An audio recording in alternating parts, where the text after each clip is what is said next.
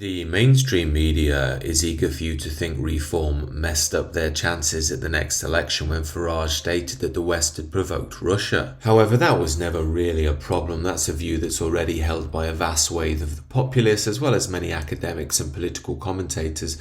The only reason there was such an outrage about it was because the Uni Party wanted to gather round in an effort to oust Farage. Yet if anything, in the end, that whole debacle made Farage more popular rather than less. However, Reform have made their first slip in their campaign with this recent video.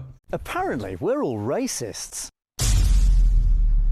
Apparently we're all bigots. Apparently we're all xenophobes.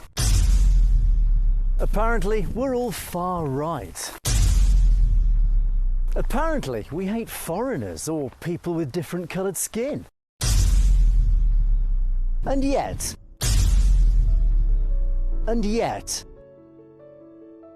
across this country, these people are standing for reform.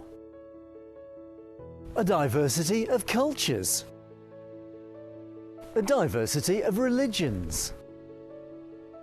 A diversity of race. Now, I know if a leftist saw this, they'd say, "Oh my God, you've got a problem with minorities." That's not the point at all. The point is that Reform here are using the rhetoric of the Uni Party. What I mean is they've just acted like normal, non-conditioned human beings in having an opinion and not having to justify it through the lens of a Guardianista. This is very grating because the people prefer to be free to think and say what they want without having their opinions filtered through some bizarre ideologically based liberal purity filter. Further, and perhaps most importantly, releasing videos like this shows that Reform still haven't learned the vital lesson to do with progressives. That is, that they're going to call you racist no matter what you do or say. In the progressive ideology that the Uni Party adheres to, being racist doesn't matter if you hate someone or not for their skin colour.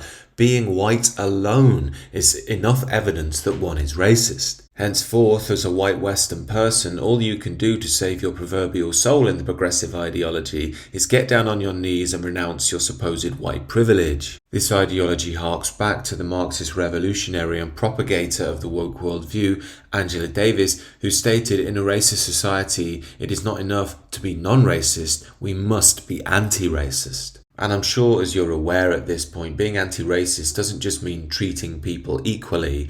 It means being actively engaged in the post-Marxist woke ideology, which sees white people at the top of a power structure, lording their power over all other minority groups. Of course, that power must be overturned. And this is why Reform's strategy here is so dangerous. They probably don't see it themselves because they're made up by a lot of boomers, to be frank, but they're dipping the toe in the waters of post-Marxist ideology here in order to try and prove themselves. Again, you may have heard of that strategy before because it's exactly what the Tory party did. They'd do anything to please the BBC and the Guardianistas, and ultimately it destroyed them. In conclusion, I don't think this means that people shouldn't vote for Reform, but it does mean we should have a longer term strategy than just Reform, which if it's doing things like this, may well fall short in the long run. In essence, if you have ethnic minority candidates or women and so forth, they should be there simply because they want to support a mission for the country, not as some showpiece to impress the Guardian.